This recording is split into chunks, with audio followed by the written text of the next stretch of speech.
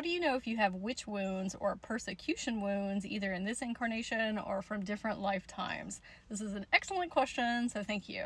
What I would suggest is looking up some journal prompts that have to do with those areas and seeing how your body reacts from them, because trauma is stored within our cells, in our DNA, in our chakras, in our meridian lines, not only in this one, but from different experiences that we've had as well. And if these things are running in your energetic field, you are going to feel it come up in your system. Sometimes you need prompts in order to do these levels of self-discovery. This is where Chat GPT comes in handy. I'm going to share the prompt that I put into it and then share the questions that came up. So save this post so you can come back and work on these later if you do feel some of this trauma coming up in your body.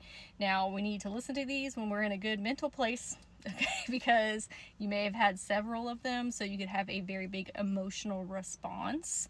And so just make sure that we are in a safe space in our outer environment, but also in our internal environment as well. Our ChatGPT prompt: can you give me 4 journal prompts on witch wounds, persecution wounds, as someone who is trying to figure out if I have any from this incarnation or other lifetimes, and I want to see how my body reacts to reading these prompts. The first prompt: have there been any times in my life where I felt afraid to express my spiritual beliefs, magical practices, or intuitive gifts?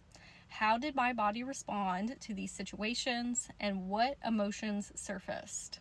Second prompt: do I carry any fear of being judged, persecuted, or punished for my spiritual path or magical practices?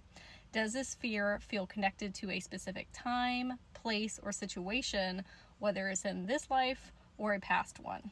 Our third prompt: what parts of myself feel hidden or unsafe to reveal when I think about stepping into my full magical potential?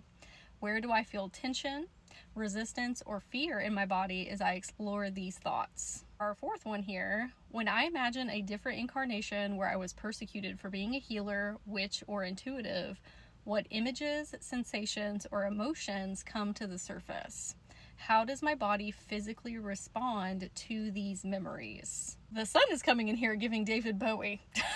Okay, so I would take these journal prompts and really take some time to sit and process with them, see how your body reacts and responds. Something that's really beneficial is doing somatic practices or learning a little bit more about how to relax our central nervous system. If you do find these different incarnations within yourself, something that's really beneficial is going in and explaining to them, hey, I'm not living in the same time period as you are. We have social media now. It's a lot easier to band together through community, and witchcraft and magic is a lot more commonplace. Yes, is it still kind of on the outskirts of what is deemed acceptable? Sure. But it is far more reaching than it has been in the past. The path to the past.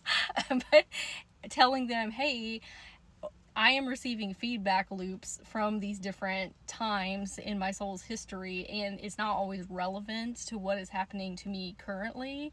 I appreciate and am very thankful for you protecting me and keeping me safe, but how about I, as the version who is living in a time period where I can't express my magic, help you with soul retrieval healing, timeline healing, so that we can remove that trauma and we can clear and heal the trauma that you have experienced, so that way I can level up in my lifetime. I can't even see myself. If you want to dive deeper into these levels of soul healing, I'm hosting a workshop called Reclaim Your Magic on November the 22nd. If you want to register, you can go to the link in my bio or check the comments. I would love to also hear what your biggest takeaway was from this message, or if you have any additional questions, and I hope you have a super magical day.